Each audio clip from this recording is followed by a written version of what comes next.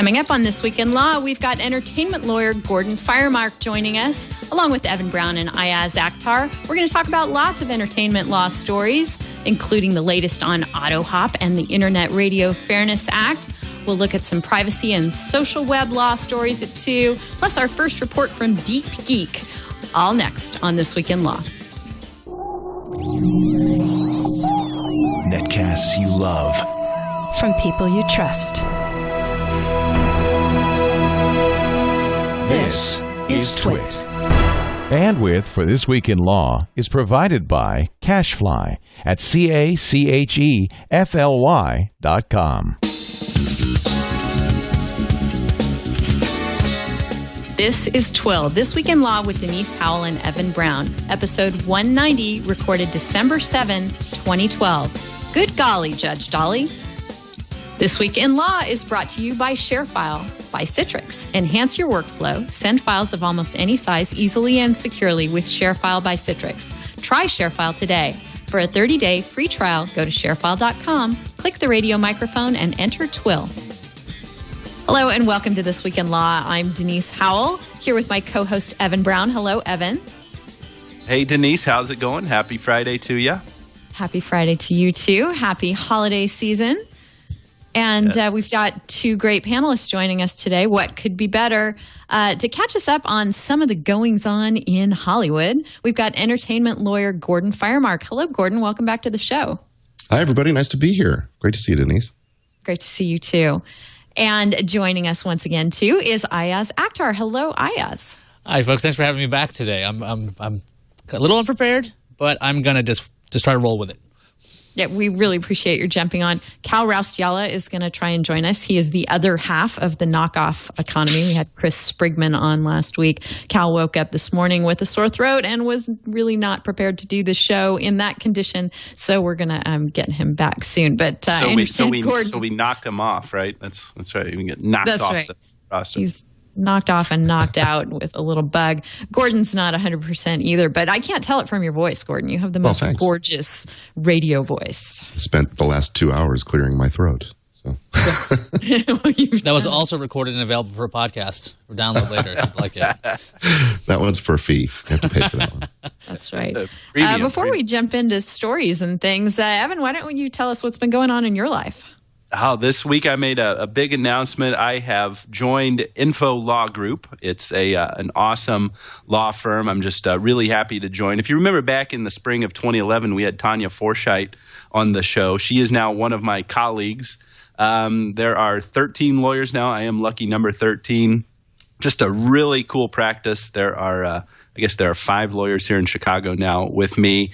So I have left the big law environment where I was at Henshaw and Culbertson, which was a great place, great colleagues. I have all the respect for the folks that I worked with over there. But I'm just so excited now to be on a platform where I can really practice law and do stuff for my clients in a way that really makes sense for the kind of issues that my clients need. So I will still do technology law, copyright, trademark, everything to do with the web and social media, the kind of stuff that we talk about here on the show. So everybody, if you haven't checked it out, go to infolawgroup.com. Follow us on Twitter at infolawgroup. And I'm just really excited. Great things in store here for my career and more importantly for my clients. So I'm just really, really happy about it. Was this a This Week in Law career connection? Well, it certainly helped. The opportunity came through other vectors, but the fact that Tanya and I knew each other from the show that certainly helped, and that's certainly what had solidified how awesome the opportunity was in my mind before I even got into discussions with them. Was I knew Tanya and had gotten to know what the platform was like when we were preparing for that show last year. So it's just you can just tell I'm very excited about it. So yeah, the TWiL connection definitely helped. That's really cool. We wish you all the best, obviously, and know that it's going to be a great situation for you. And we like your new background. You're in your new office. Right, I am. Yes, so it's great to be here. All right, well, let's get right into some entertainment-related stories.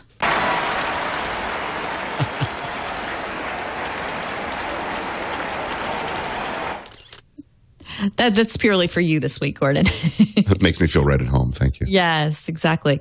I wanted to follow up on, we had so much fun talking about lawsuits related to the Hobbit movie last week.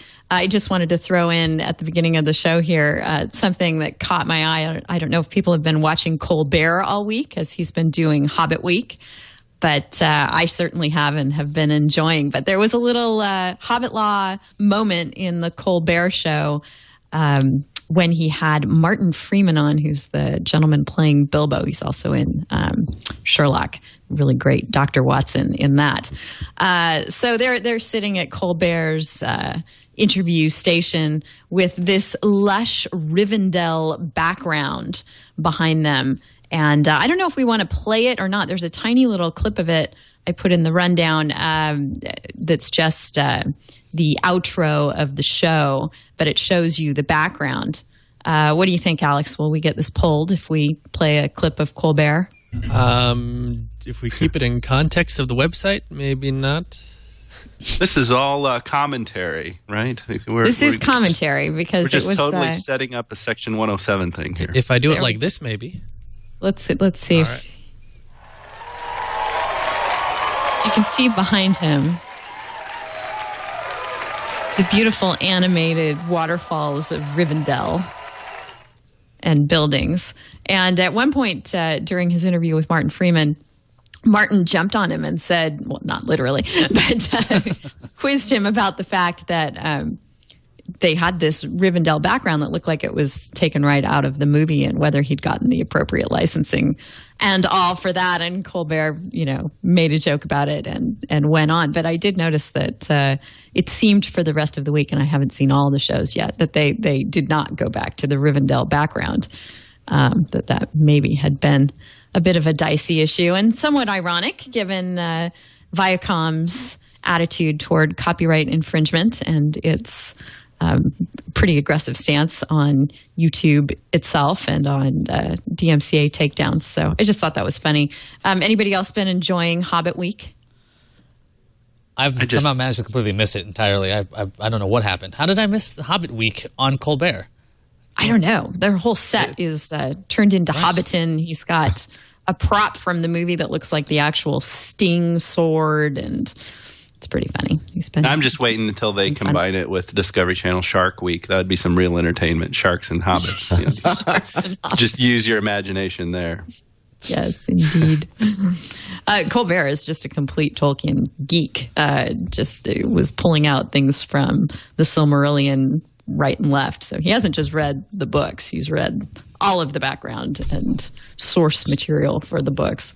So is he doing parody or is he doing homage? Much more homage. I mean, you could tell that. Wrong answer.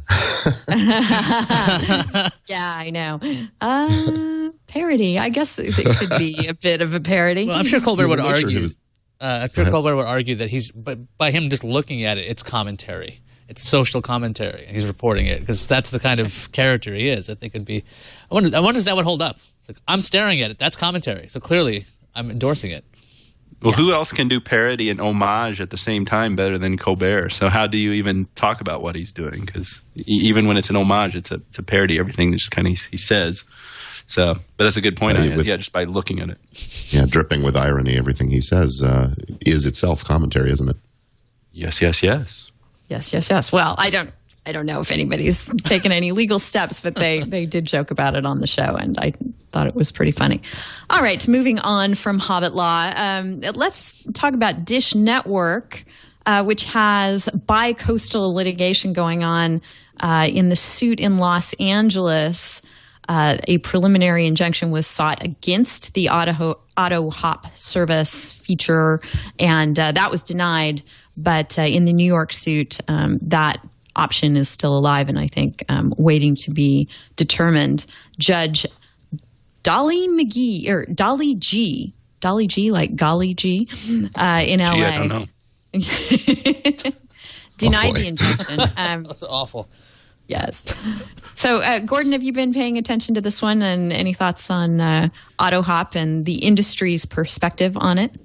I have been watching it a little bit, talk about it on my own show a little bit, but I wasn't aware that the New York option was still open. It makes sense that the two circuits, the districts on the opposite coasts would come out at this opposite each other, at least possibly. And there's some procedural movement in that case to move the case out to have Judge Dolly G handle both actions, but that hasn't happened yet either.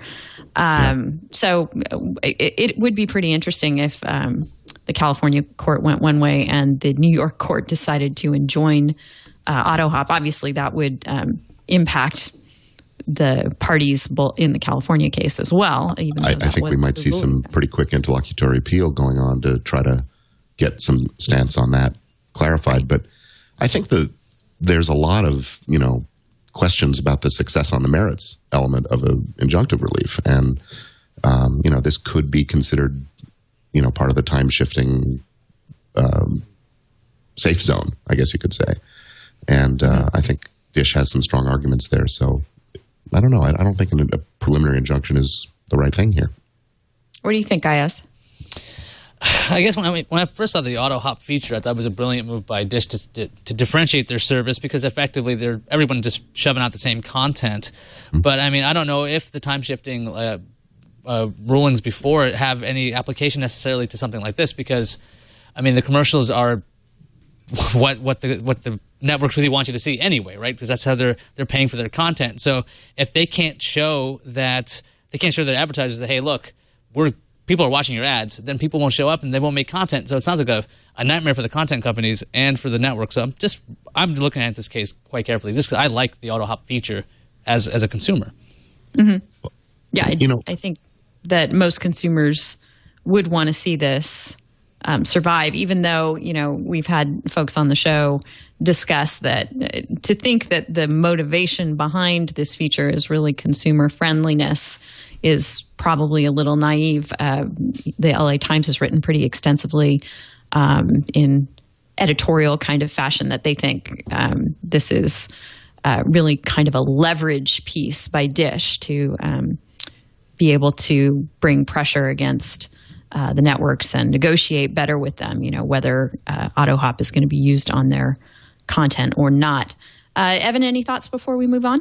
I have no doubt that there's something going on like that, trying to get leverage, something that's beyond the ordinary issues that we all see at the top level when we're looking at it here. But if I were going to bet on this, I think at the end of the day, if a court, if an appeals court rules on this, which probably will, the Second and/or the Ninth Circuit, I think that the technology is going to win the day, and it's probably going to be subject to a fair use.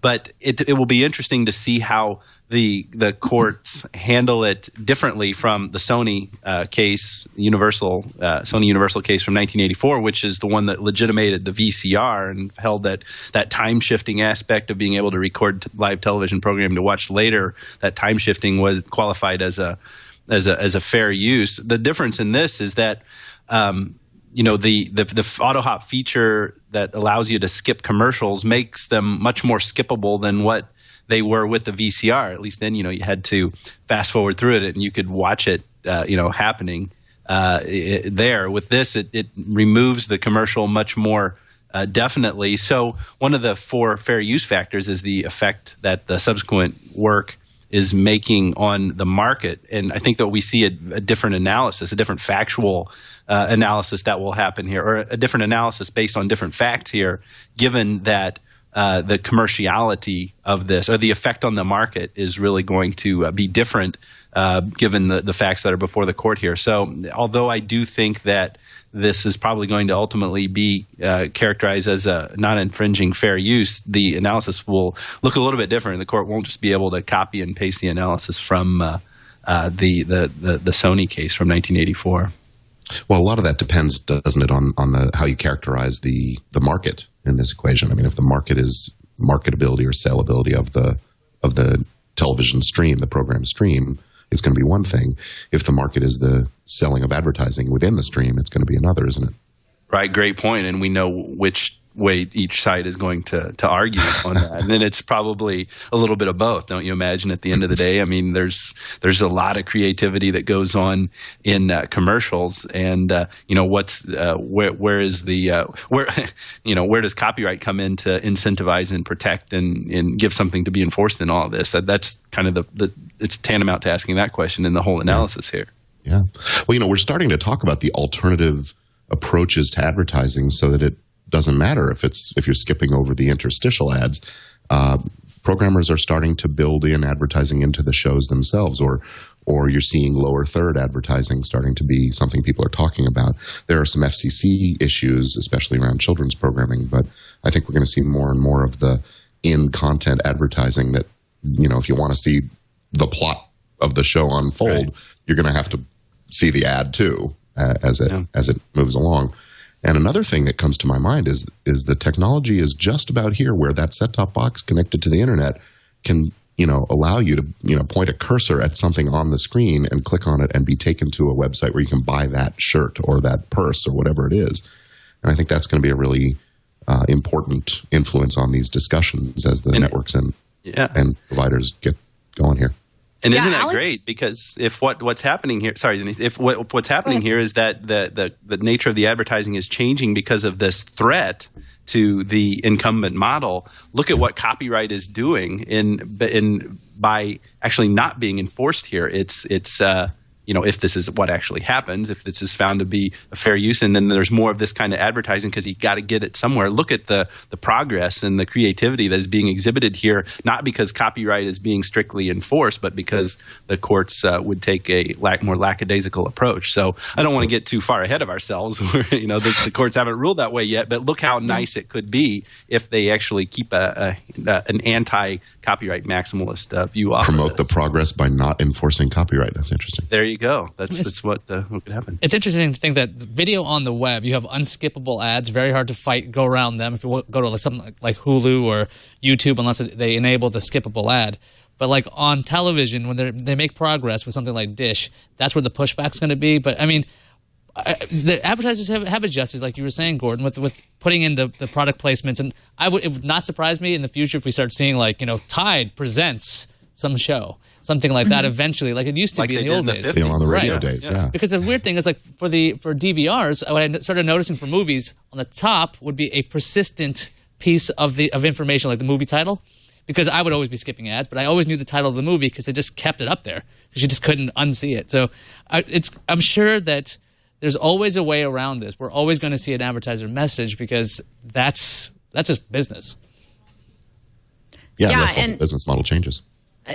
This was quite a few years ago now, but Alex Lindsay had a working prototype of exactly what you were talking about, Gordon, an enhanced podcast where you could click on the items that you were seeing in the video and it would take you right to the purchase option for it.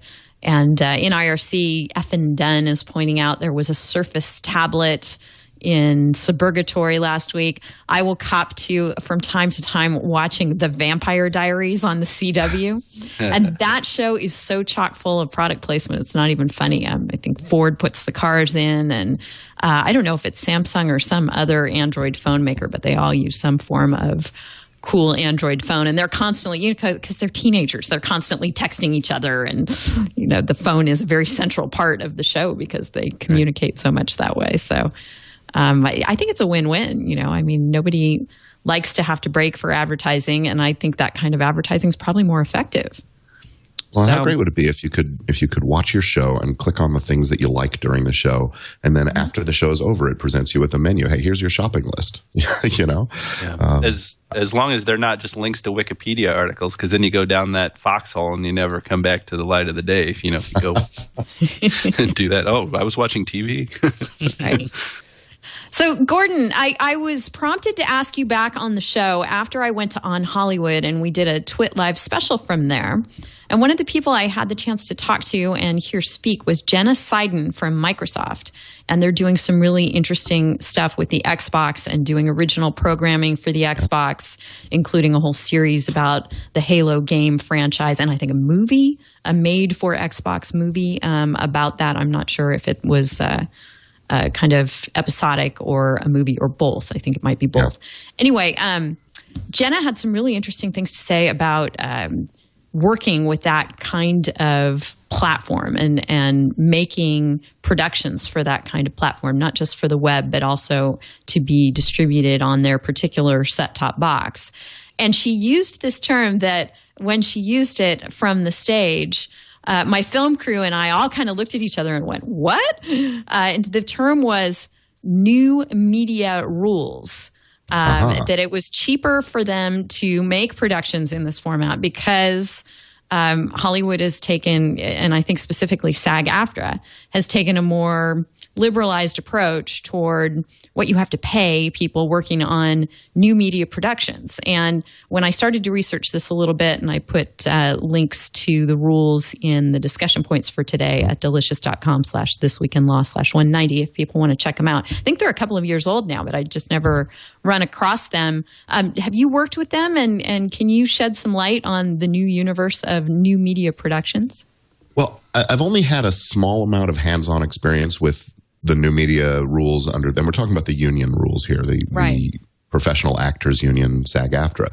You know, up until earlier this year, really, there were two separate rules for the two different unions that merged last year. I think it was last year. So now we're seeing a consolidated set of rules that are actually fairly producer-friendly at this point. What it is, I think, is the union getting its foot in the door in this new media, and sort of trying to lock down its hold on these kinds of productions, so that when you're using professional actors, you are following these rules. Right now, the rules are fairly easy to live by. There's no compensation minimums aren't set. It's all negotiable between the producer and the actor.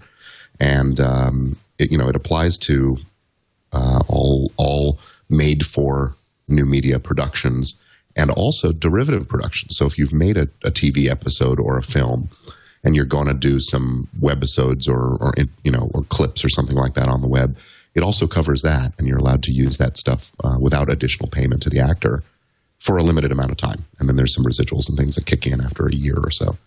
After 13 episodes or something like that. So it's the foot in the door. It gets the union security provisions in place. So what that means is either you're a union production using all union actors, or you're not, and you're not using any union actors.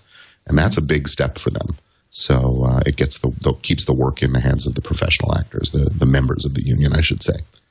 And it provides for credit provisions and so on. So it's pretty powerful stuff for the actors, but still the fees are negotiable. So you're going to see very low pay rates for a while, I think.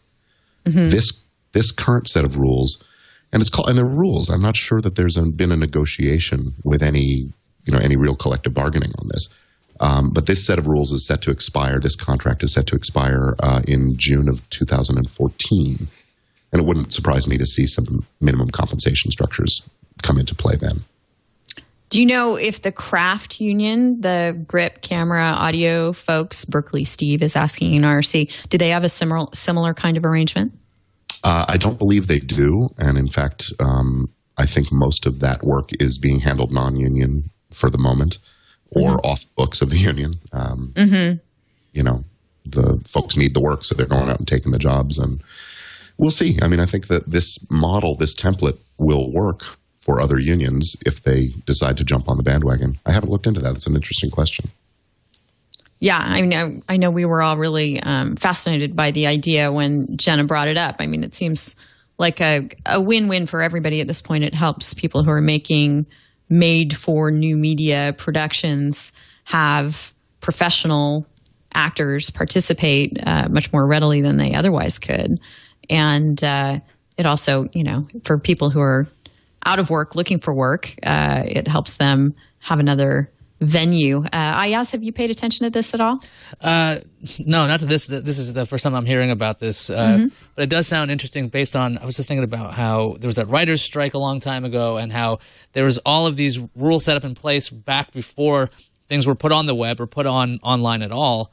And it caused a huge, fight. And it seems like this kind of set of rules is all set up to avoid a future problem like that. So content is constantly produced without running into these unforeseen things, because this is a new world when it comes to content production, and you have to start thinking about how does the online structure work with the old version. So I got to read up on this myself. Yeah, as the monetization forms start to solidify, I think is where we'll see some of those arguments start to come up. Right now the rules make a distinction between the free to consumer and the consumer pays models a little bit. But there's lots of different ways that these can monetize, and producers' revenues may or may not be the right measure of things down the line. So I think it's good for the industry to see this happening. One thing that does concern me is that there are currently shows and networks of interactive content. I should say new media content, because there's a distinction between interactive, but new media content that currently have both union and non-union members on them. Mm-hmm. And there are people out there who are hosts on this network or who regularly appear on the TWiT shows, for example, who I think are union members, and so that may present some hurdles for producers of that kind of content if they have to only use union members or not use union members because they're a non-union house. So I think there are going to have to be some special appearance contracts and things like that allow for that in order to proceed. Do you think it still makes sense to make distinctions, new media versus old media, when it all just comes to your living room these days?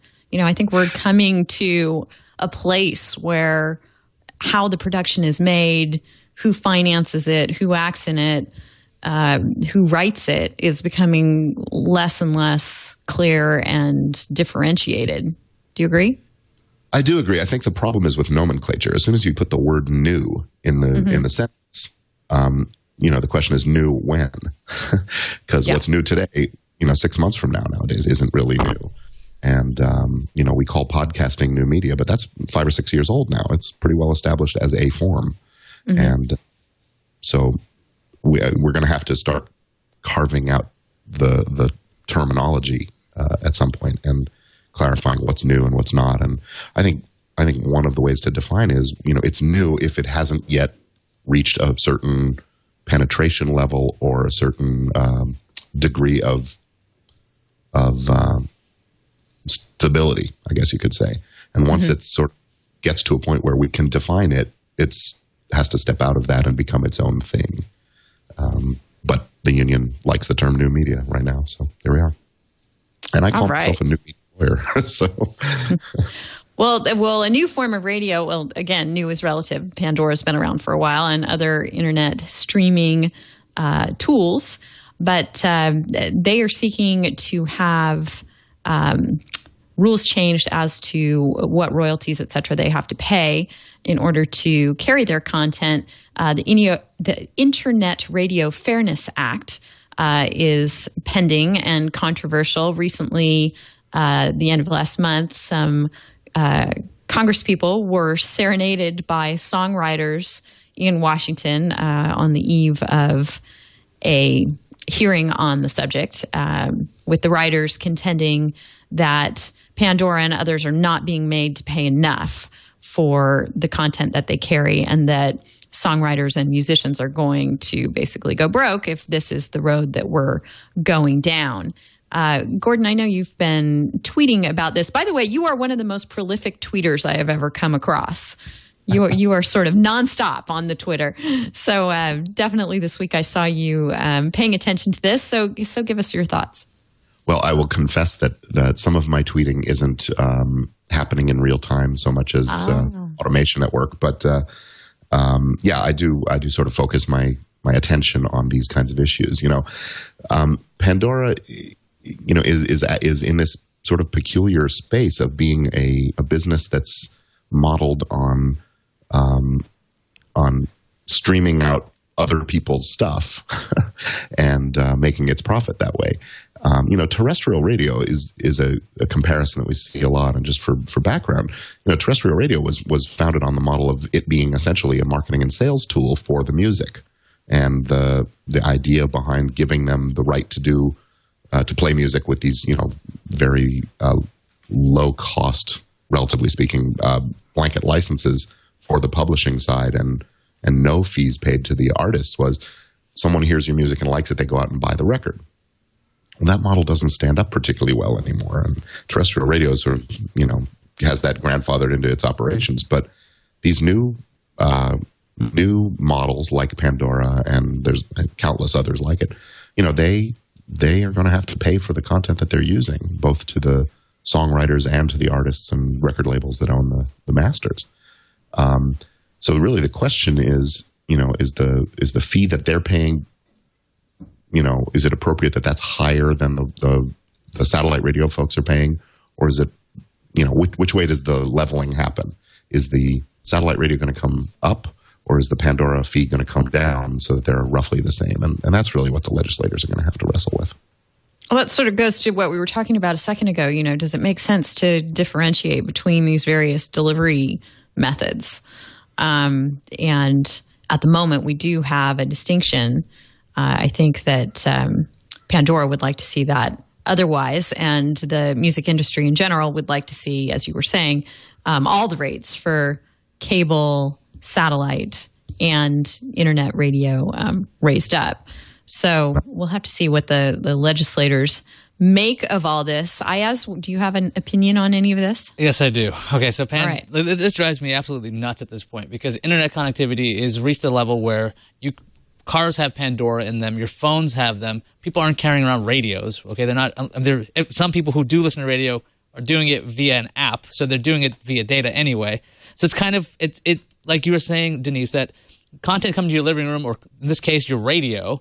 It's effectively the same thing. So Pandora should either start being treated like terrestrial, because they can actually be reached the same way. But the other thing that drives me absolutely bonkers about this is that Pandora gives you the option to buy the song directly. So when you go to Pandora, you can hit buy. Terrestrial radio doesn't give you that option. You listen to the song and you're like, oh, that was cool. I hope I remember that, and maybe I'll buy it. And so that's how they get a low rate. Why doesn't Pandora get a lower rate? Because they can actually facilitate sales in a direct way that any other radio company can.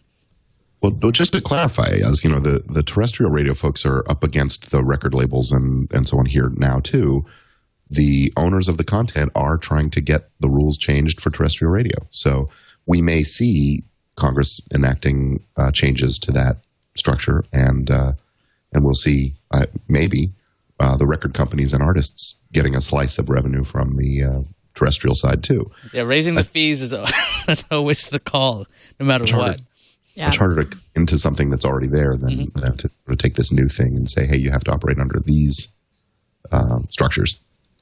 But the distinction between satellite radio and the Pandora is actually much more like terrestrial radio in the way it operates, because it's an advertiser-supported model. Satellite radio is subscriber-supported. So it's very easy to measure how much money a particular stream, well, it's easier to predict, I should say, how much a particular streaming channel on satellite is really worth to that satellite company, and how much value comes from what they're programming. Yeah, I don't know the numbers for Pandora because they're obviously a mixed kind of model where I'm a subscriber, for example. I don't like hearing the ads, so I pay the $35 a year and I don't hear them. So I don't know how many people they have convinced to go down that road. But, they would be able to give the similar numbers, at least for those kinds of customers. Iyaz, too, I wanted to point out, at least in my car, I drive a Ford, and there's a feature for the HD radio stations that if you're listening to a song, there's a buy on iTunes option. And what it does is it doesn't actually let you purchase it from the car radio, but because your phone is synced to the car, it will it'll send you a little reminder the next time you launch iTunes that you had bookmarked this song to go buy. So that's kind of it's a way of bringing terrestrial radio into that same, impulse buy kind of atmosphere. It's not seamless or instantaneous, but it's a step in that direction. It's all blurring the lines. Technology is getting fast enough that it's starting to be the same. So we're going to either see prices go up on terrestrial, or we're going to see prices come down on, royalty rates on Pandora. So I got another one you have to keep your eye on. Right. Evan, do you think that these should be treated differently and that internet radio, does it deserve any special treatment so that it can survive? Well, I don't really know how to answer that question. But what I do know how to answer is that, you were talking about the distinction between media or, just whatever media and new media when we were talking about the issues with SAG and all of those initiatives there. With music, it seems to be even less of a meaningful distinction to make between the old way of listening to and purchasing music, or one way of saying it is the old way of getting money from the consumer through the record labels to the artist, in the old way versus with internet radio, which what we may have be the analogous version of what we're talking about with new media here. Because with music, the experience is the same in all forms, whether it be what the old model is or the new model is. As Iyaz was pointing out, even people who listen into the radio get it by data by using an app. You use your headphones, you're out and about. If you're at home, maybe you'll have a nice sound system, but really a lot of music is just, casually consumed. With video and, motion pictures and stuff, you still have this big experience. I think we were talking about this on the show last week. You've still got the big theater experience, which isn't necessarily analogous to going to a concert. So all of this goes to answer your question as best as I can, and I would be led to say that it doesn't make any sense that there's any kind of disparity here because the experience is the same for the end user. And I recognize there are issues to take with what I'm saying because of the way the money actually travels and the opportunities to purchase, like, with Pandora purchasing it versus terrestrial radio not being able to purchase it. But it just seems like the uniformity of the music consuming experience would make it much more sensible to have the revenue stream and the model be the same, regardless of the way it's getting from point A to point B, from the producers to the consumer. All this, I'm saying this and recognizing that the three of you are in California. I'm too far from Nashville to really have a whole lot to say about this either. So I'm just saying this at a general level, kind of as an outsider, especially with Gordon Firemark on the line. What do I have to add, with any of this stuff? Well, thank you for that. I mean, that is actually a very cogent explanation of the record company's arguments is, hey, it doesn't matter how they're consuming it. Dude, you're going to get me lynched by the people in the IRC if they think, Evan's standing up for the record companies. Thanks. Well, no, but it's not just the record companies. It's the content creators, across the board. And we have to remember that part of the reason for having a copyright law at all is to incentivize the creative process, to give people a reason to make content, to write songs and to record them and so on. And, for a century now, roughly, the record companies have had sort of the economic stranglehold on that process. But that's no longer really the case. And there's a lot of folks that are making music in the comfort of their own, bedroom or garage or whatever, and getting it out there right away. And those indie artists are the ones that really, will benefit as we start to see more of this leveling of the playing field, I guess you could say. Right, and I guess product placement in music doesn't work as well as it does in video. They can't really go to that alternate ad model. There was a business that tried to get started up a year or two ago that the idea was that you would be able to get your MP3 files for free, but it would be embedded with some advertising content that would play sort of randomly sometimes when you finished listening to the song or sometimes before you listened to the song. And then if you wanted to buy it, you could, get that stripped off of the thing. And so the advertising was sort of attached to the content. And it never found any traction with the record labels. But it's like a Demolition Man future waiting to happen. We're just going to hear jingles. It'll just be all ads. They're just really catchy ads. And we'll listen to them all day. And that'll totally work. I actually have a playlist of old radio advertising. Pepsi and Jell-O spots and things like that, just for fun. Yeah. Going for that Taco Bell future. I'm loving it. Where's the beef?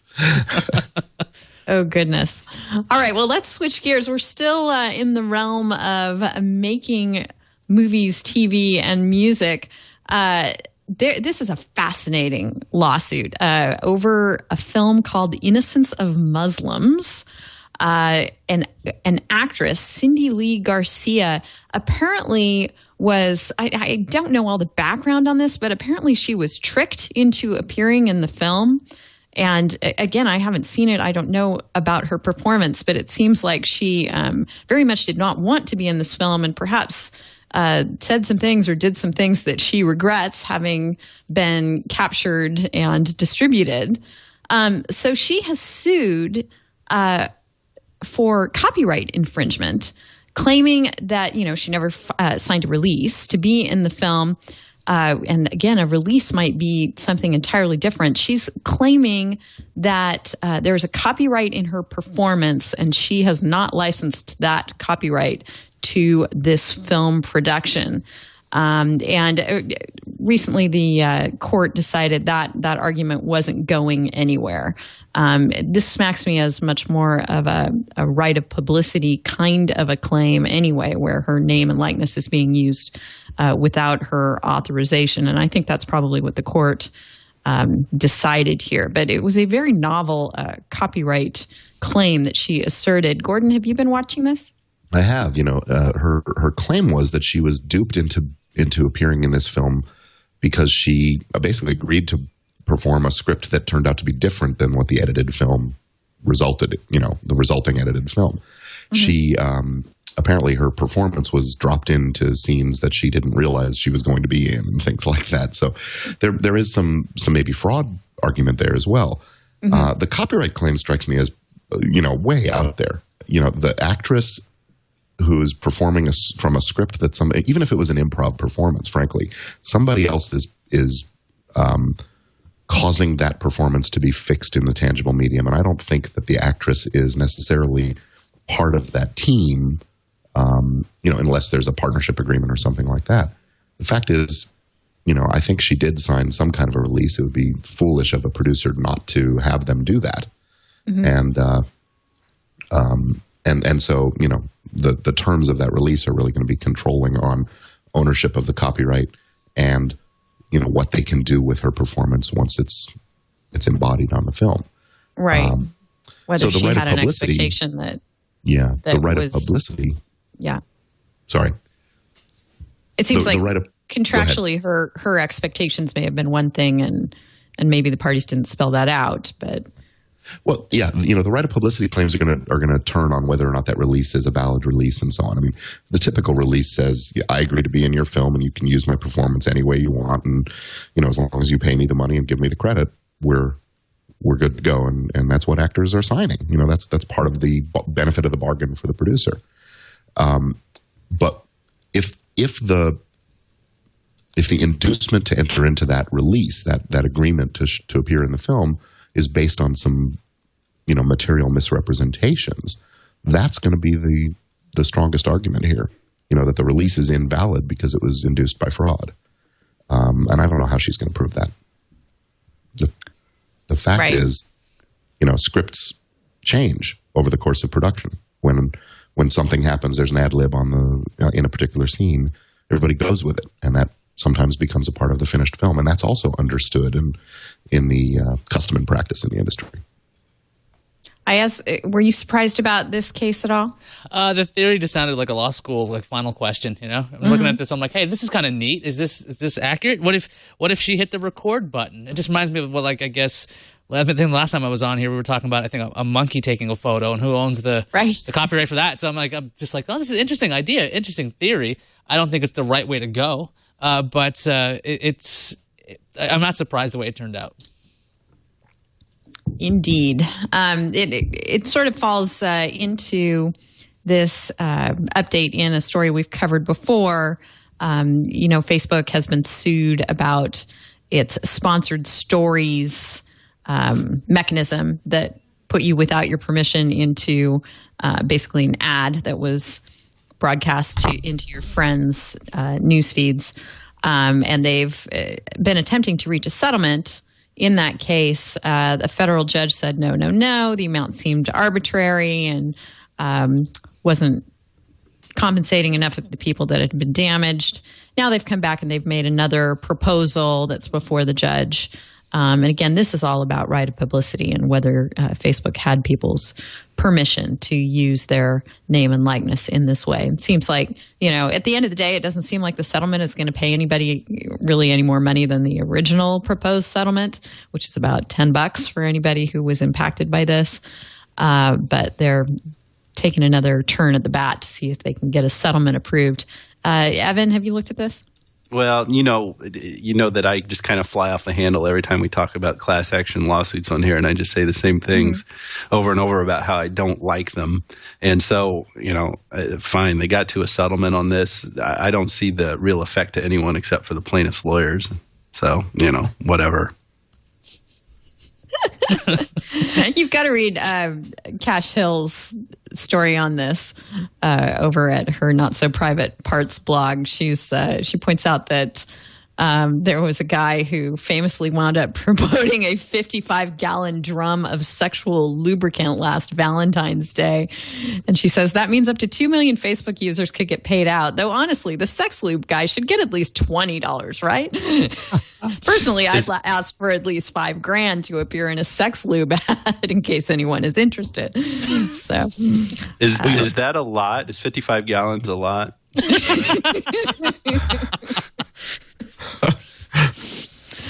I gotta say, if I'm a California resident plaintiff in this class, I might have to opt out of the class.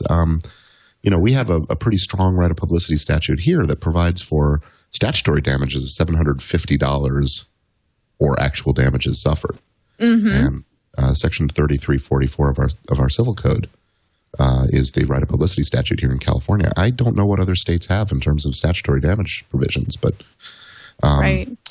I don't know. I mean, okay, great. But then you'd have to sue, Gordon. Are you really going to try and track down, all the evidence of when you appeared in a sponsored story and then? Well, yeah, I might spend tens of thousands of dollars doing e-discovery to find out, how many people saw my face associated with a product that I'm not happy about endorsing. The lube.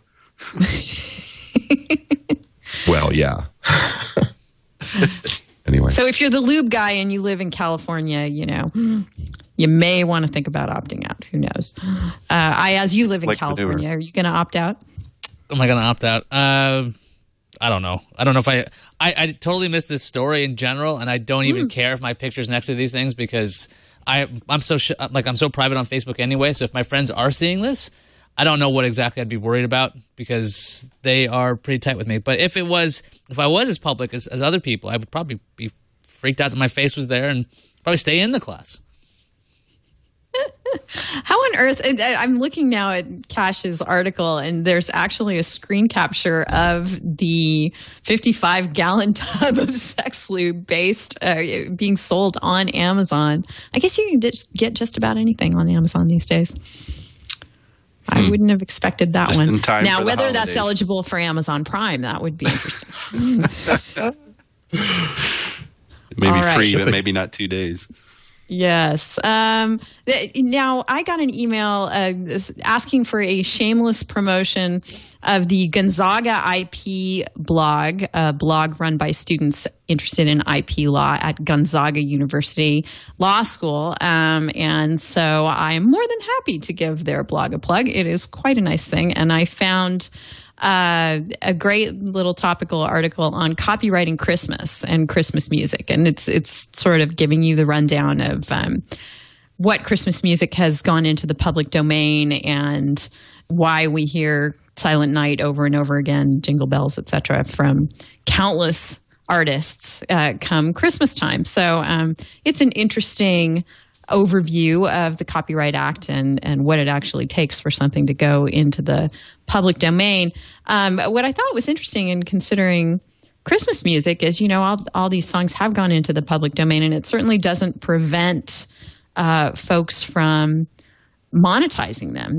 That it's I guess the original writers and copyright holders aren't getting compensated, but it certainly is a vibrant economy around holiday music. If you pop into any Starbucks this time of year, you're going to see what I mean. Gordon, did you take a look at this and you have any thoughts on copyrights in holiday music? Yeah, I did read it. It was a nice article summarizing sort of, the situation around Christmas music, and that some songs are still under copyright protection and others not. It's no mystery that even non-Christians, Jews like, a very observant Jew, Irving Berlin, for example, wrote Christmas songs.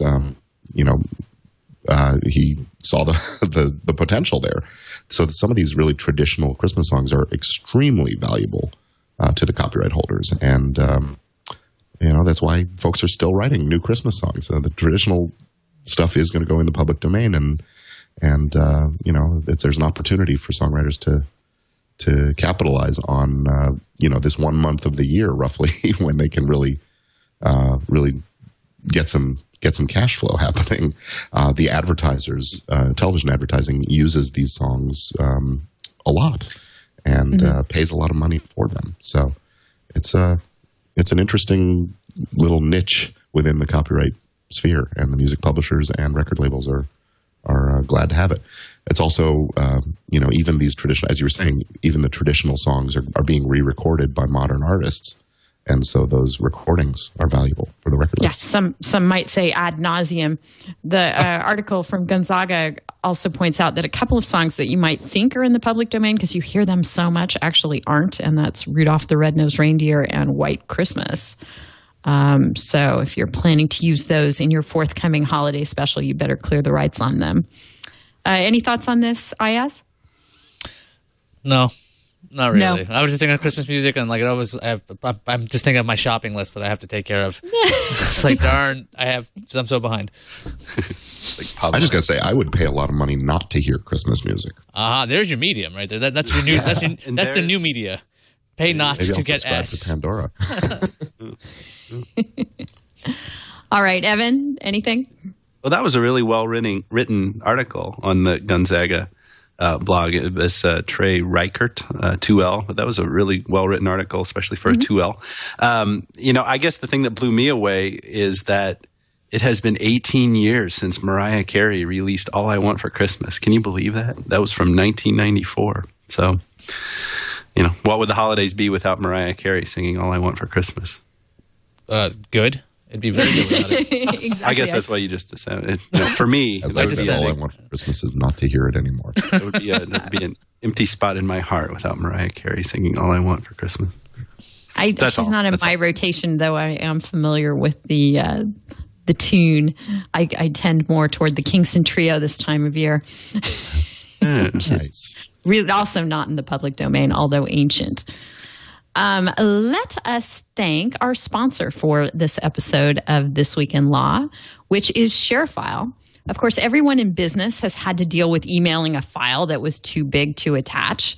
Also have to deal with sending confidential files without a secure way to do it, and needing access to a document while on the go. Well, guess what? ShareFile solves all of those problems for you.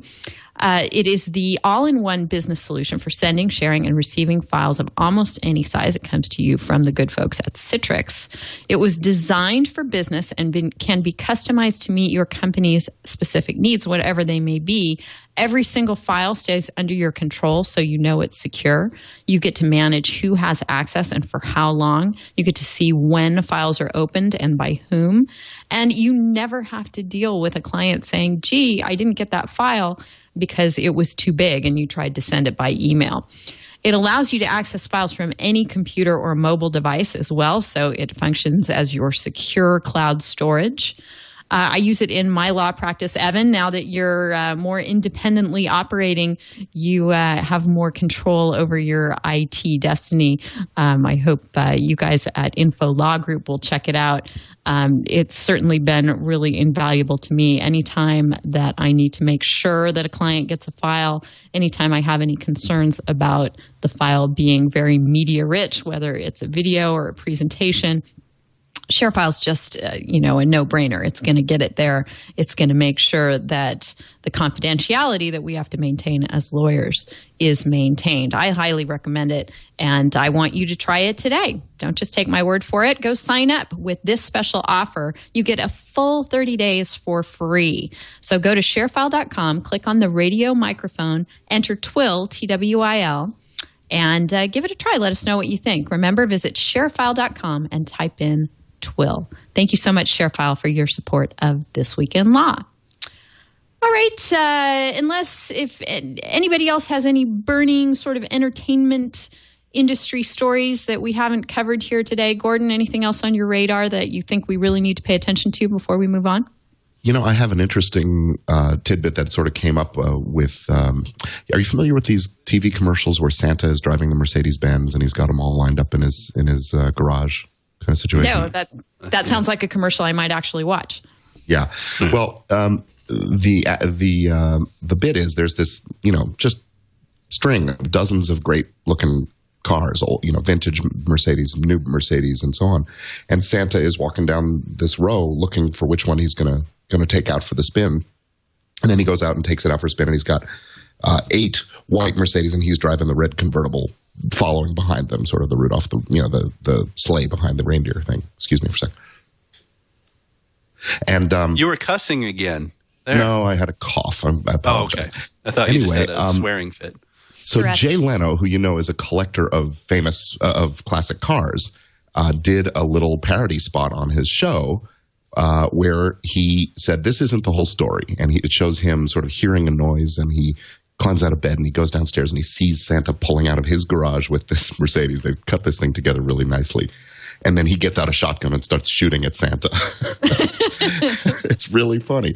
Do you think that people frequently get compensated by the Leno Show for being featured in not in something like jaywalking, but in what are some of the other things that they do? They just, like you say, they will put on ads or video clips. Yeah. Yeah. I'm sure I'm sure the Jay Leno Show does things right and follows the union rules on this kind of thing. And I think, this was definitely a parody of the commercial. Now, whether or not that there's a parody exception for the right of publicity is a question mark in my head. And but the fact of it is, I suspect that the clip was cleared. And so, we'll see. If I'm a lawyer on the Leno Show, I'm certainly going to be paying attention to making sure we're doing it by the book. There's no reason that show needs to do cut corners, I guess is what I'm trying to say. Wasn't there an issue of whether or not there was a parody exception for right of publicity in that case? I think it was from the early 90s, maybe. And actually, I think Samsung was a party. Wasn't it Vanna White sued Samsung over?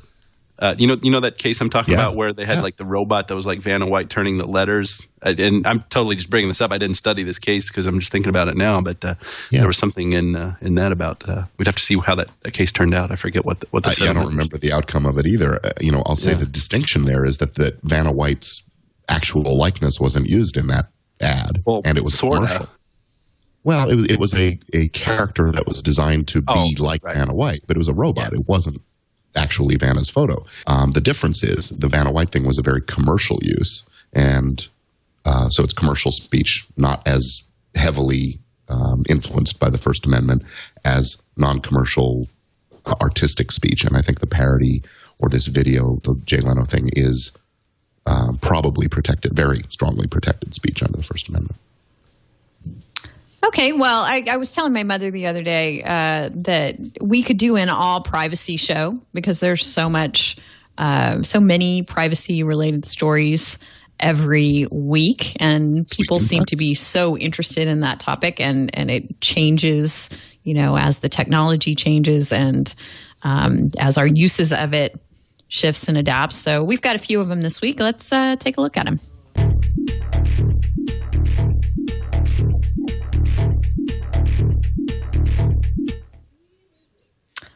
This is just kind of an update on the case that has been pending against, or investigation, I guess it has been, pending against Google in Germany. You remember when they were sending their Street View cars around and finding out where Wi-Fi networks were. The Germans did not like that at all. And there has been an ongoing criminal investigation. So the update in that is that Germany has decided not to prosecute Google. It's going to get off the hook. There's really not too much explanation as to the whys and wherefores. Let's see. I'm looking at. I think it was that David world. Hasselhoff intervened on their behalf and went and talked to the German authorities and talked them out of it. He's the Google ambassador in Germany, is he? All right. So German criminal law protects data gathered without permission. It would be punishable by law if someone intercepted that data with that intention. But Google argued it did not realize it was gathering that data. So I guess maybe the prosecutors decided without the intent element, it wasn't going to go anywhere. So Google gets off the hook on that in Germany. I believe, in the U.S. they were doing the same thing, and certainly it caused people some discomfort. Does anyone know if they've actually, if there are civil suits about this pending? It seems to me that there were maybe perhaps just a few. Iyaz, do you know? Offhand, I mean, I'm sure there is one, but I can't remember it being reported on Tech News Today if it was. Right. But I'm just kind of curious if the German laws are going to change. I mean, this intent aspect is I always find interesting because, like, if you just say, I wasn't thinking of that, well, you're off the hook. But, I mean, Google was collecting data. Whether they should be doing it or not is a whole other issue. But I'm just, on the civil side, I'm not really sure. Right. Seems like this could be a strict liability kind of situation, at least in the EU, where they have such strong privacy protections compared to our own. What were you going to say, Gordon? Well, we have, wiretap statutes that might cover this. I mean, in California, you're not allowed to surreptitiously record a conversation without the consent of the parties. So, and I think that might be, and I don't know if it applies to data streams per se, but it certainly seems, like a similar applicability. And I imagine most states have similar criminal and civil statutes, don't they? Yeah, but it seems to me a stretch to invoke a wiretapping statute when what was going on here was, noting that there was an open Wi-Fi network or maybe even closed ones too, and then locating it, keeping data on where it was located and what its statistics were. But the argument in the German case, wasn't it, that they were also capturing some email header data and stuff like that is much more distinct to the particulars of that stream. It's not just where the stream is, but what's in the stream that they were collecting. And that's the stuff that they didn't have the intent with. I don't know what the intent rule is here in California or anywhere else in the States. I imagine there's a similar scienter requirement. Yeah, especially for criminal prosecution. And there definitely has been some litigation here. I know there's at least one class action lawsuit filed. Surprise, surprise, class action. Yeah. Mm-hmm. And then I think there was some decision about this where it had something to do with this is something I wish I'd studied up. I didn't realize this was going to come up in a conversation like this, but wasn't there a ruling from somewhere? I want to think it was like here in the Northern District of Illinois that the Electronic Communications Privacy Act didn't.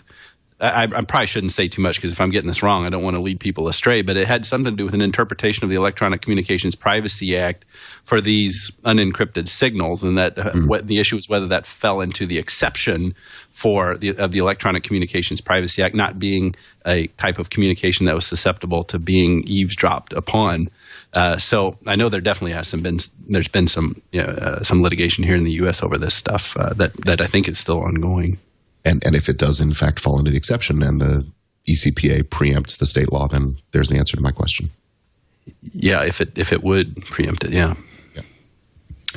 All right. Well, one thing that comes up over and over again in the privacy context, we have talked about a number of cases that involve border searches and the government's broad power to search travelers and their property at the border. There are at least a few cases now challenging the scope of that power. The New York Times has a nice article on this dated December 3rd by Susan Stellan, running down these few cases that are starting to push back at the scope of what border search agents can do. There is one case pending in the Eastern District of New York where the plaintiff who was studying for his doctorate in Islamic studies was handcuffed and detained at the border. They questioned him they took his laptop and they searched it and they kept it for 11 days. And that seems to be the problematic element in these cases. Of course, none of them require a warrant to be able to do these kinds of searches because of the context of, protecting the borders. And as you go through the article and start to read about some of the cases that are pending, what comes up over and over again, in another case, the government held a device for 49 days. So it seems to be maybe not the fact of the search, but the fact that the person is being deprived of the use of their device for a lengthy period of time, and that the search, obviously over 49 days, you can search something pretty darn extensively. So that seems to be giving courts pause. Evan, do you think we'll see any limitation or restriction on these kinds of searches in the wake of these cases? I kind of hope so. That's pretty unsettling, really, that the Fourth Amendment provides such little protection for somebody coming in the border. So I'm just, I don't have a whole lot to say on the substance and the way the arguments are going in all these things, except I'm glad to see that the ACLU and others are making them, because with the here's insert cliche, modern world cliches here, with it becoming a global economy and everybody traveling and the ease with which things happen and people travel now. This is a big threat to our civil liberties if left unchecked. And so I'm glad to see that the ACL is doing what it's doing here. It's a good thing, the ACLU. Yes. Good on you, ACLU. Iyaz, you want to weigh in? Yeah, I'm just looking at this and until this is all sussed out, I'm thinking if I ever do international travel, I have to mail everything. I do work, when it comes to just workarounds, when it comes to anything, I do workarounds. So if this is a potential issue, I'd prefer not to even encounter it. So I'm going to have to just mail my laptops, I guess. You're right, but maybe this isn't as big of a problem as what we thought, because why not just instead of mailing it, just put all your stuff in the cloud and then just access it. Oh, is that protected though? Can they look into that once they pull me out for looking different? I mean, it's one of those issues. But how would they know to get to it? You actually, that's a perfectly good point, because that would have just as much Fourth Amendment protection, or just as little Fourth Amendment protection being up in the cloud probably. But at the same time, you're not just inviting it to be searched like you are. Like when you're coming back in, you're saying, "Oh, please search me." If you're just putting it in the cloud somewhere, it may be subject to a search, but you're not just calling yourself out to have it looked at.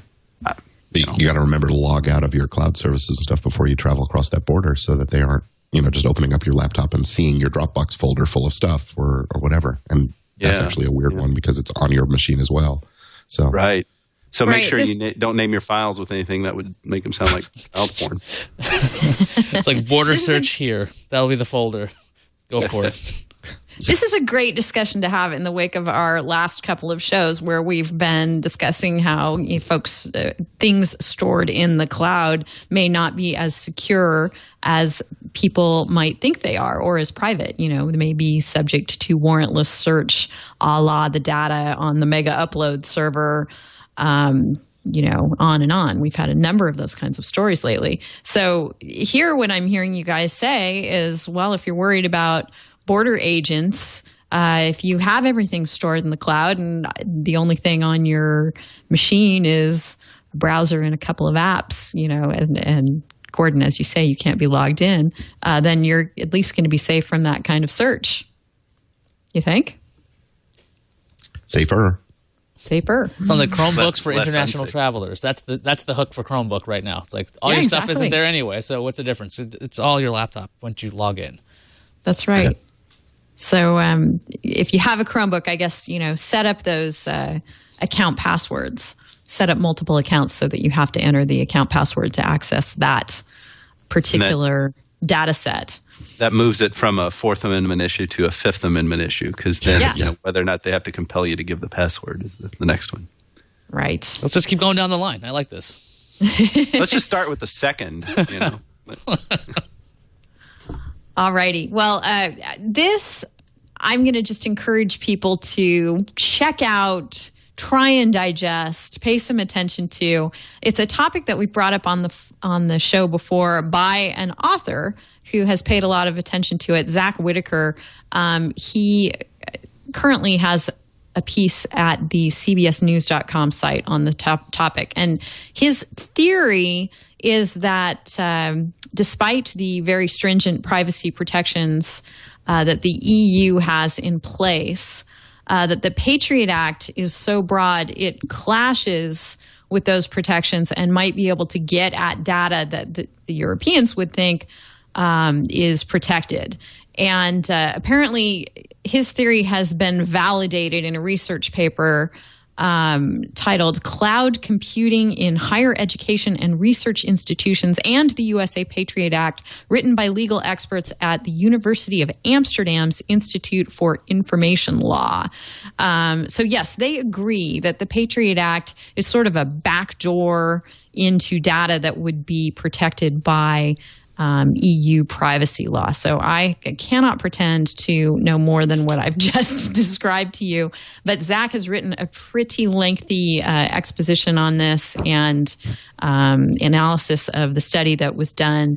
And if you live in the EU or are concerned about the scope of the Patriot Act, this is something to pay attention to. Anybody want to add anything to this, Iyaz? This would apply to a U.S. citizen in the EU? Is that what this is about? Because I'm trying to double check that. I'm thinking it would apply not just to U.S. citizens, but to perhaps EU citizens as well. I think that's the controversy, isn't it? That it would, the people in the EU feel more at risk because of this analysis. Mm-hmm. That's how I read it. But I didn't realize it was so much of a Patriot Act issue, other than just kind of the power that the U.S. court might have over a U.S. company. I would need to do a little more investigation into this analysis to see what was peculiar about the Patriot Act. It seems like this would have been a risk even without some of the amendments that came post 9/11. But leave it at that. I definitely want to read up on this. Go ahead, Gordon. I was just prompted to go and pull the business law book that I used to teach from and look up the principle of comity, which is the idea that states will honor and give full faith and credit to the legitimate laws of the other states. And the question is, which way does that flow in this equation? And does it even apply to, sort of rules of evidence and their application in Patriot Act cases? So I don't know the answer. I just was reminded that there are international law principles at work here.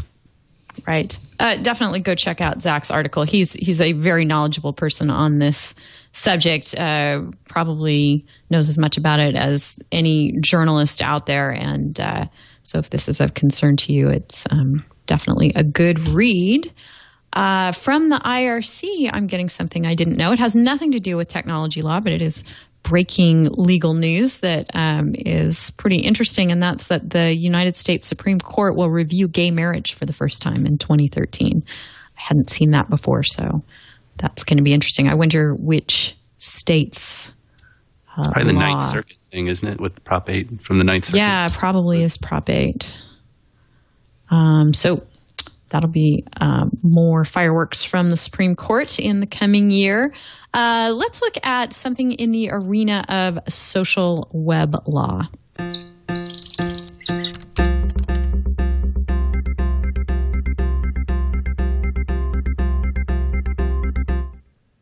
So we were talking about Dish Network before with AutoHop. This is something completely different, but also related to Dish. We like to pay attention to companies' social media policies and what they tell employees they can and cannot do. The National Labor Relations Board decided that Dish's social media policy needed a bit of tweaking because it purported to tell employees that they were not allowed to disparage the company.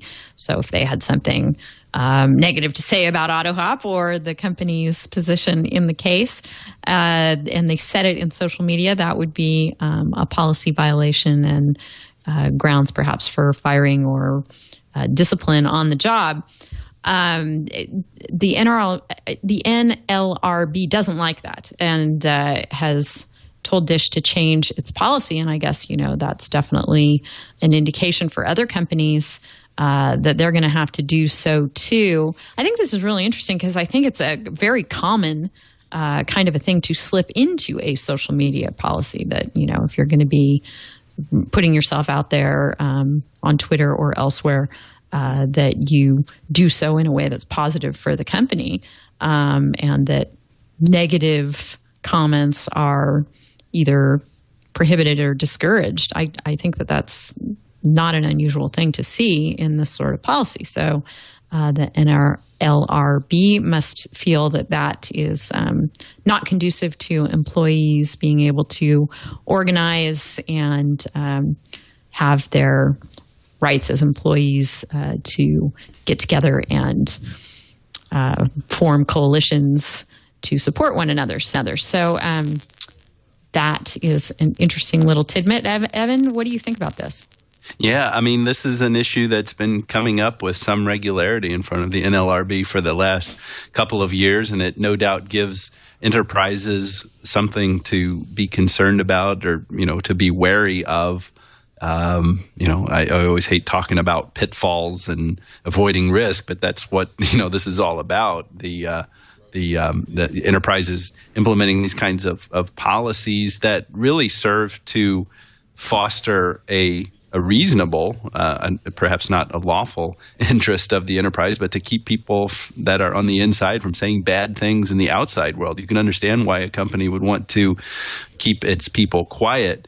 But at the same time, the NLRB has taken a pretty expansive view, a very pro-employee view as to what is an unlawful restriction on the rights that employees have under the National Labor Relations Act to engage in concerted activities. And the threshold for protection there is even lower than I think what you're suggesting, Denise. It's not that you have to go out and form coalitions. It's just that you might be exchanging some comments to a Facebook post, here and there, which, it comes, at least in the NLRB's countenance, the way they're countenancing it is to see that as protected activity. So it's a tough it's a tough issue to slice up in balancing the interests of the organization and the employees.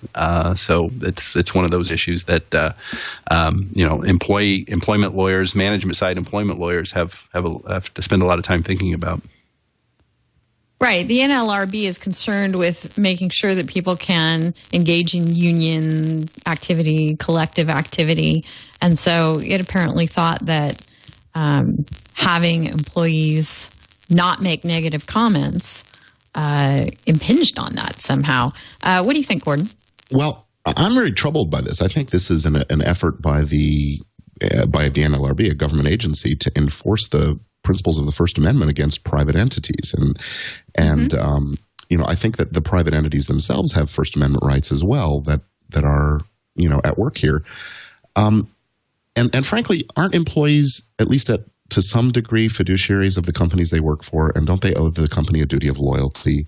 I think it's reasonable for companies to expect a certain level of loyalty. Yeah, people should be able to talk about their employers, relatively freely. But if you're going to disparage the company you work for, I think you should expect that there are going to be some repercussions.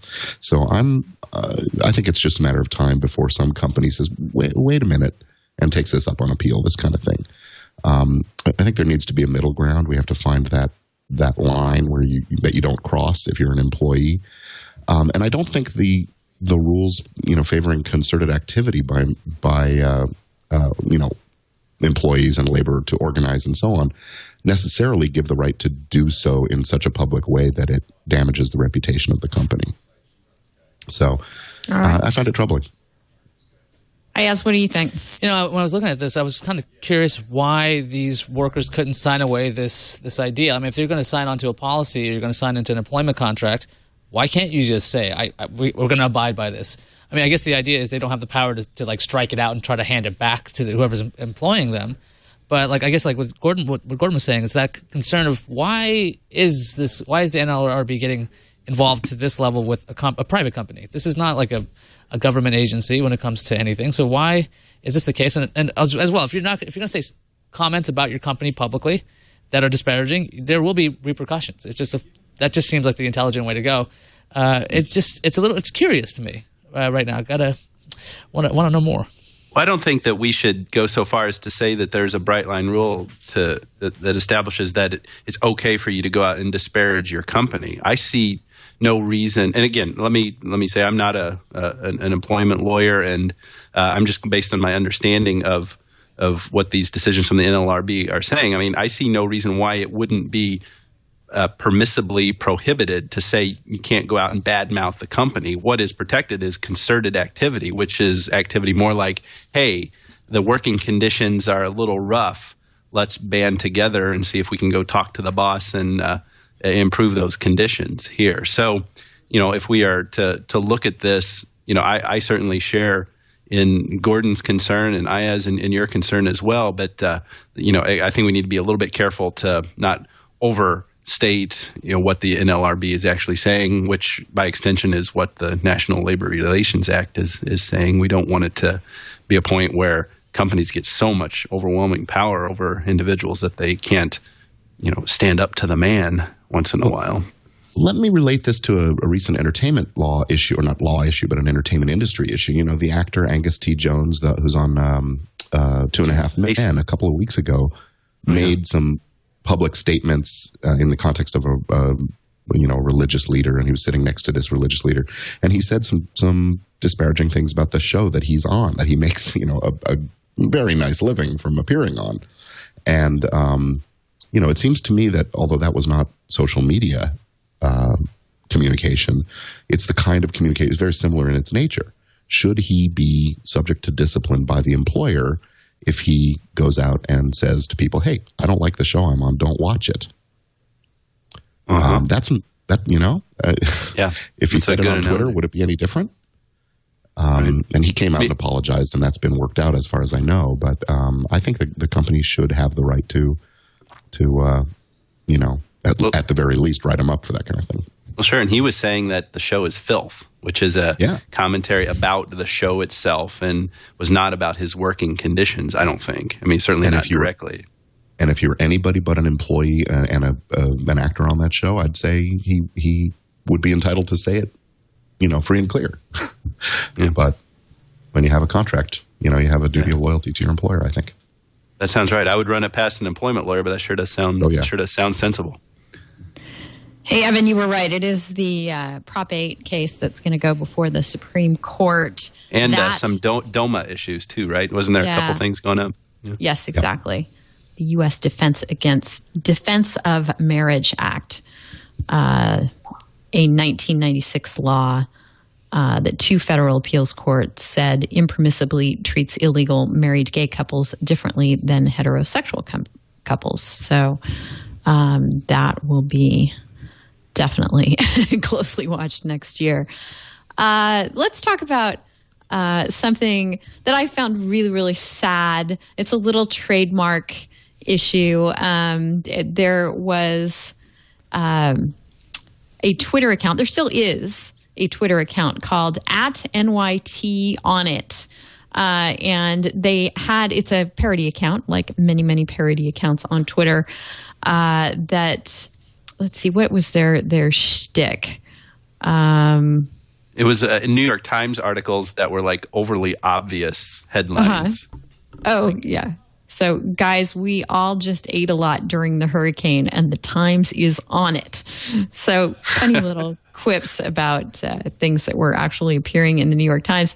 The legal issue here is that as its Twitter icon, @NYT on it was using the New York Times T, which I just noticed today in prepping for the show. The Chicago Tribune's T looks a lot like the New York Times T. I wonder if they've ever sparred on that. I'm sure New York copied off of Chicago. That's probably.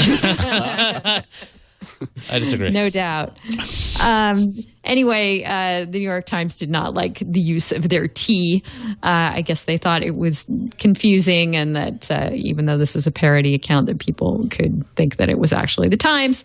So the account holder changed the icon and asked readers to submit. He had an avatar contest, asked readers to submit alternates for the T. I think that possibly there could have been a trademark fair use argument asserted here, but much like opting out of the Facebook settlement, it would have been a lot of effort and expense to pursue, and they didn't do that. So kind of interesting. Evan, you seem like you've followed this before. Well, I mean, sure, the New York Times has got to do what it's got to do to enforce its trademarks, and that part of that analysis goes or should go, as any trademark owner should do, to see what whether there's really something going on here, some kind of violation that the mark owner needs to go out and police. I always love how they refer to it. A brand owner has the obligation to police their mark, as if this is some kind of martial law we're living under. But Jeff Jarvis summed it up really pretty well in a tweet that was contemporaneous to this whole story, and it had an F-bomb in it, so I didn't bother to look it up because I knew I couldn't quote it anyway. And he was also making fun of lawyers, and I don't know that this was necessarily the decision on the New York Times' lawyers' part. So, but the whole point is, like, come on, New York Times, is anybody really confused over this? And that's the fundamental issue here. And if you would think that applying the moron in a hurry test, you would see that this is not really a problem. That's at least Jeff Jarvis's commentary, which seems to be pretty sensible on it. But brand owners got to do what brand owners got to do, and sometimes that's not an easy job. So when in doubt, just blame the lawyers and make fun of them. Is there? Absolutely. I don't remember the rule. I mean, it seems to me that there is copyright in typefaces. So if they're using the exact identical T, there might be something, but it strikes me as de minimis also, doesn't it? Yeah. And I mean, it's such a thin protection. I mean, that T seems to be so part of the everyday. I mean, almost as if, I mean, there's no such thing as like descriptiveness but it would almost be like sans affaire, or almost, I'm stretching copyright a little bit, but that's just such a fundamental aspect that calligraphy type or whatever that's called, Gothic T. Who's going to claim exclusivity in that? Yeah, I'm staring at the difference between the Chicago Tribune T and the New York Times T.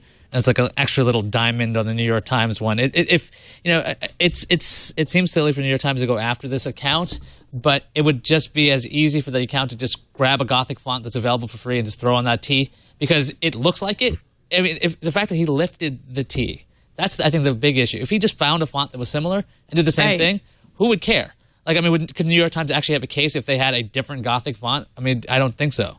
I don't think so either. So that should be the alternate font, just like the Chicago Times, Go find yourself a Gothic T, and then people will get the point. I think they sell them at Hot Topic, Gothic teas. This is also Gothic sort of I see T-shirts coming out soon. It strikes me as a referential use in a lot of ways too. I mean, it's the avatar for the Twitter account, but the whole point is that he's talking about stuff the Times is doing. And so I think the fair use, to the extent that such a thing exists in the trademark sphere, is at work here. Yeah, I think they could have at least made a case for it. Let's talk about People Browser and Twitter. Twitter has not been making friends among the developer community, as it has decided that the access to its fire hose, which is its direct line to the hundreds of millions of tweets flowing through its pipes, has been needing to be abridged. Its agreement to allow People Browser to access the fire hose formally ended on November 30th. But actually, People Browser announced last week that it had won a temporary restraining order against Twitter, which mandated Twitter to continue providing that access, but it seems like this will be short-lived. But it's a broader problem than just People Browser. Twitter has not been making friends with much of the developer community because it has decided to clamp down on access to the fire hose. Iyaz, have you guys been following this on TNT? The People Browser thing. I got completely sidetracked by something else in the chat room. Sorry. That's okay. Yeah, I mean, wasn't this flat out a contracts case to see when and if Twitter when Twitter can pull its fire hose from People Browser? Because if I remember right, Twitter said that they had a clause in there that said 30 days we can give you notice, we're done. And then People Browser was claiming, look, we relied on something you said. And I'm just like, this is just contracts. This is flat out contracts. So if People Browser wasn't like a sophisticated party or something, maybe they got a chance on this. But like, I don't know how this deal was, how it was made. I didn't see this contract yet. I don't know if anybody on the panel has. I'm just kind of curious. I mean, I don't think that People Browser really has anything to stand on, especially if they have like the traditional clauses in the contract that says that everything else that happened before that's not written isn't included.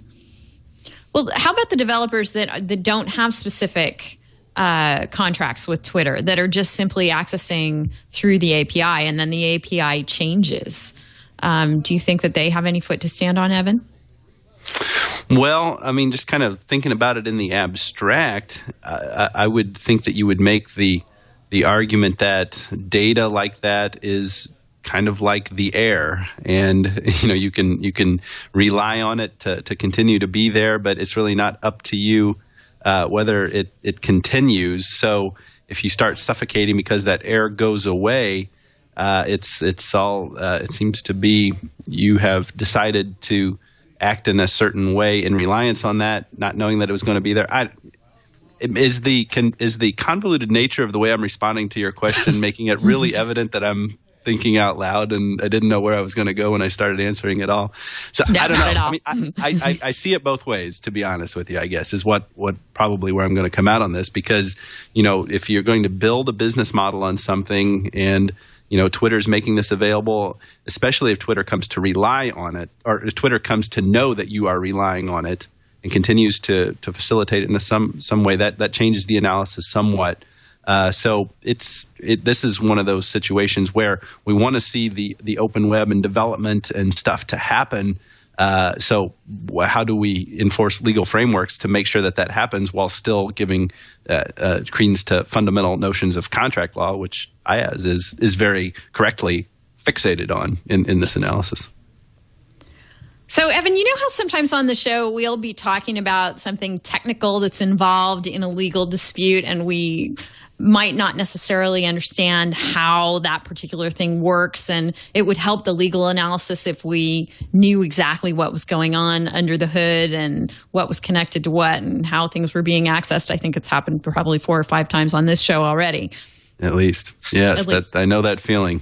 Yes. So it happens to us all the time. And a listener of ours who seeks to remain nameless and anonymous, which is just fine. He says he's been a huge fan of the show since its inception. We really appreciate it. I'm just going to call him Deepgeek because he has volunteered his efforts to help us understand the more technical aspects of things we discuss.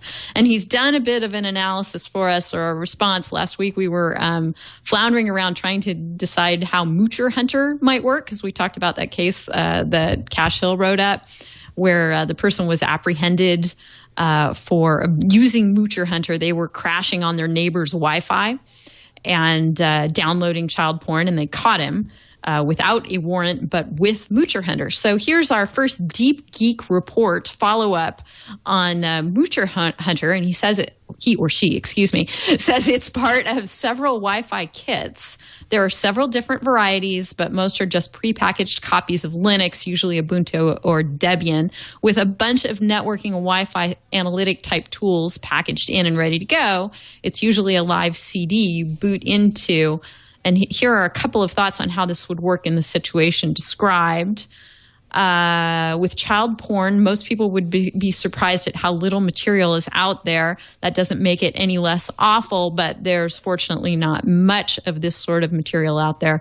The FBI keeps not only SHA-1 hashes of all known images and video, but they also use facial recognition software to track all images that they have in the known list. That's interesting. Finding the real perp. If the defendant was able to prove he or she was not responsible for the consumption of the material, then here's how the post-mortem probably went, with or without a court order or warrant. The Wi-Fi network was probably unsecured or was weakly secured with WEP, and this would go unchanged. If you're the FBI or police, you don't want to tip your hand that you're monitoring the traffic. If it was a savvy person, they might have kept logs. With access to the network and a decent toolkit, It will be easy for anyone to start actively or passively monitoring the traffic on the Wi-Fi network and then triangulate any user. If this is in a neighborhood that isn't densely populated, this would take a matter of minutes, if not seconds. Finally, standard practice for a child porn warrant always includes a provision to follow the signal beyond the subscriber, since people are rarely dumb enough to use their own home connections without VPN or Tor to do this. As we correctly pointed out on the show, if the person cooperated with authorities and was ruled out as the offending party, no warrant would technically be needed to triangulate or snoop on open Wi-Fi signals. Deepgeek could cite precedent and famous PR nightmares a la Google and their Wi-Fi snooping, but is sure we're aware of those. So we look forward to more insights from Deepgeek as we muddle through how we understand the various technologies underlying the stories that we cover here on This Week in Law. And with that, we will give you our resource and tip of the week. The tip comes from Cash Hill, who we've talked about a lot on this episode of This Week in Law. She points out that Facebook is the latest to offer up a new frictionless photo sharing option. Of course, Apple has their, I forget what it's called, their cloud photo sharing service that automatically syncs your photo stream. Yeah, your photo. That's it. So syncs among your Wi-Fi devices. Evan is pointing out to me that we haven't yet dropped any MCLE passwords into the show. So let's make photo stream our first MCLE password for this episode of This Week in Law. Facebook has its new frictionless photo sharing coming online this week.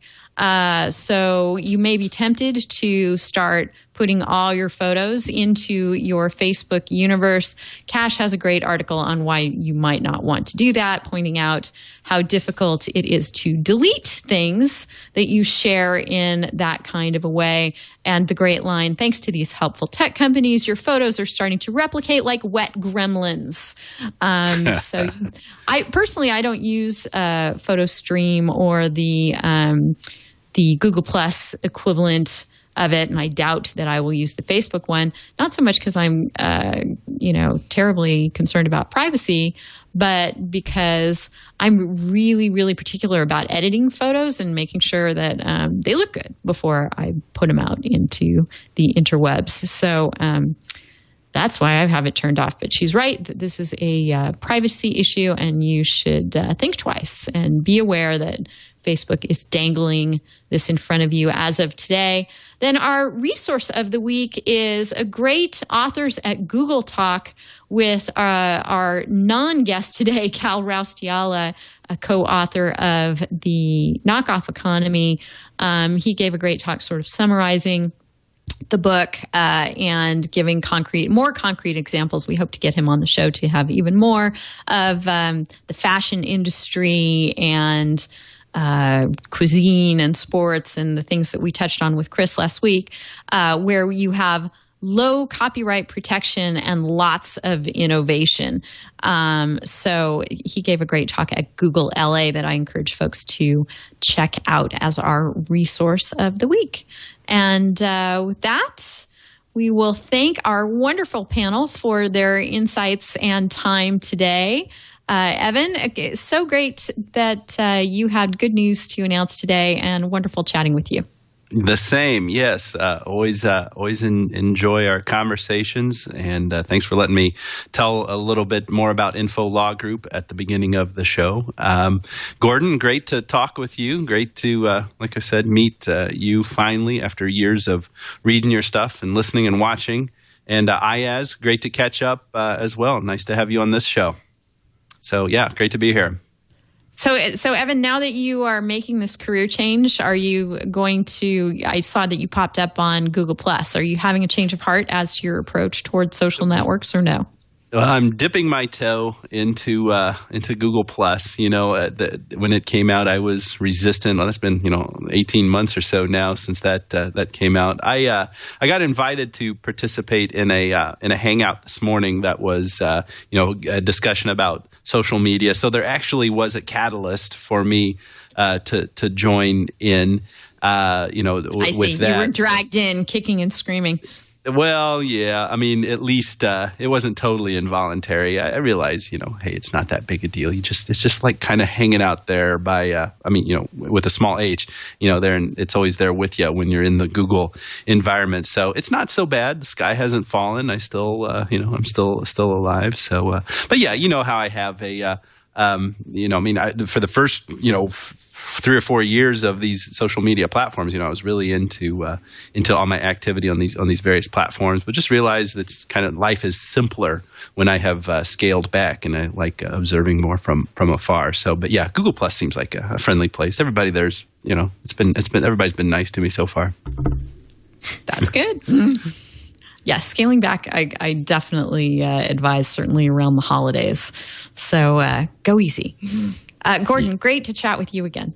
You too. Thanks so much for having me. It's been a lot of fun. And Evan, I think the admiration is mutual. So keep up the great work. I love reading your Twitter feed and your blog and those kinds of things. And it's been great to be on the show with you. And Iyaz, you too. It's nice to meet you.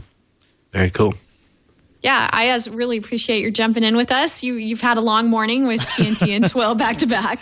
I always love being on, and today, after some of the stories I didn't know about, I have some great weekend reading ahead of me. I'm really curious about the whole Patriot Act. I think it's a 41-page PDF that I've downloaded, so I'm really excited to read that. Thanks for having me on today, and it was really nice to talk with Evan, Denise, to you as well, and Gordon. Nice to meet you.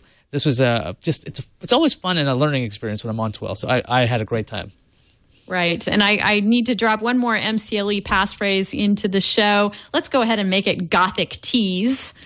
And if you're interested in information about getting mandatory continuing legal education or other